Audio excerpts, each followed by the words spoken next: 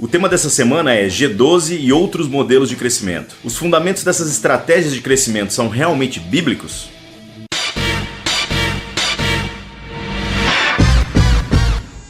Dos anos 90 para cá, as igrejas no Brasil passaram a ser inundadas com modelos de crescimento. Tem sempre alguém com uma receita tentando ensinar pra gente como que faz para a igreja crescer. O que precisa ser analisado é se esse crescimento é realmente bíblico e se os meios utilizados para se obter esse crescimento são considerados lícitos. Para começar, esse modelo de mega igreja, ele não possui nem respaldo bíblico. Isso é uma invenção da modernidade e que agora se tornou meio que um padrão de obsessão para muitos pastores. Para pensar, uma igreja grande, ela não é tão boa assim quanto dizem que ela é. Tudo se torna impessoal, tudo se torna burocrático. Às vezes, para conseguir fazer coisas tão simples, a gente precisa passar por um monte de processo. Pessoas entram e pessoas vão embora todos os dias e muitas vezes nós não tomamos nem conhecimento. Analisando essa situação, a gente percebe que muita gente entra então pela porta da frente, mas vai ficando uns cadáveres caídos pela porta dos fundos. Pastores, ensinem as pessoas a serem discípulos de Jesus. Não faça discípulos para si mesmo.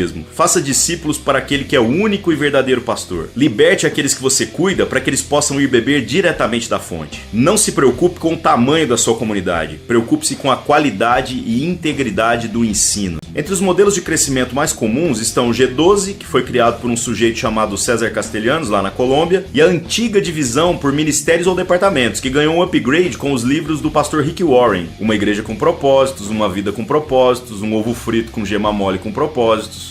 O modelo dos 12 é basicamente uma pirâmide financeira aplicada na fé, só que ao invés de tentar comprar pessoas com dinheiro, está comprando elas com poder e com influência social. Os que defendem tal modelo usam uma numerologia bíblica muito absurda para tentar justificar que o número ideal de discípulos para uma pessoa gira sempre ao redor do número 12. E a Bíblia é cheia dessas coisas, né? Tem vários números que se repetem assim centenas de vezes. Outra coisa que repetem constantemente é que todos os cristãos foram chamados para serem líderes. E se você não é um líder, então você está fora da visão. Essas igrejas geralmente são governadas por uma única pessoa, e os seus 12 discípulos imediatos são considerados a mais alta cúpula dentro da igreja. Cada um desses 12 possui mais 12 discípulos, que possuem outros 12, e assim a comunidade vai crescendo teoricamente até o infinito em progressão geométrica. As pessoas são compradas com poder dentro desse modelo porque, na verdade, elas não veem dinheiro. Todo o dinheiro arrecadado através de dízimos, ofertas ou outras coisas que inventam por aí acaba sendo utilizado única e exclusivamente por essa cúpula que faz parte da liderança da igreja. Na verdade, o que houve aí foi uma diluição do conceito de liderança. Estão dizendo que todos são líderes, mas não para todas as coisas. E administrar dinheiro é uma das coisas que você não vai conseguir colocar sua mão. A ideia é repetir o mantra exaustivamente para que as pessoas ganhem 12 discípulos, a igreja vá crescendo, a arrecadação vá aumentando e que todo mundo durma alegre e feliz, se sentindo frutífero. Minha pergunta é, será que isso é frutificação de verdade? Para tentar corrigir esses problemas gerados pela grande aglomeração de pessoas, o G12 criou então uma escola chamada Escola de Líderes,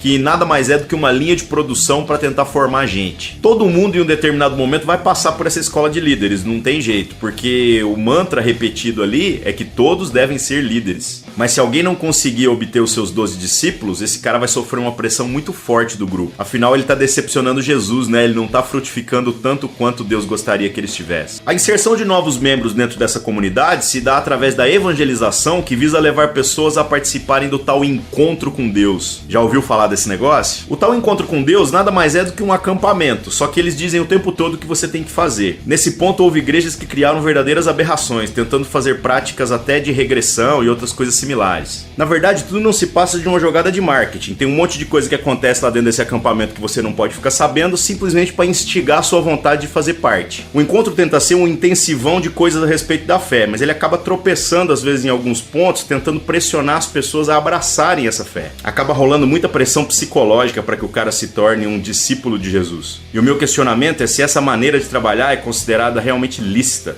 A divisão da igreja em departamentos ou ministérios também possui uma origem um pouco confusa. Aquilo que era a ideia de ter uma determinada frente de trabalho para cumprir um determinado propósito acabou historicamente se tornando algo inflexível. Ou seja, ou você se adequa àquilo que nós temos ou então você não faz parte do ministério. Essa divisão ela acaba mutilando dons e talentos, porque ela separa pessoas de acordo com o perfil. E esse perfil mutila famílias muitas vezes, porque separa o marido da esposa, do filho, simplesmente porque a igreja às vezes entende que cada um vai funcionar melhor dentro de determinada área. Então se tornou comum, você usa o jovem para fazer evangelismo, você usa os casais casados para cuidar de casais, você usa as pessoas ali de meia idade para tratar do ensino da igreja e os velhos você joga na oração. Percebe como esse sistema é complicado? Nós estamos dizendo que jovens não podem participar da oração ou que pessoas idosas lá com seus 70 anos não podem ser grandes evangelistas. Ah, mas na minha igreja o sistema não é rígido. Eu sei que não é rígido, mas também não há um incentivo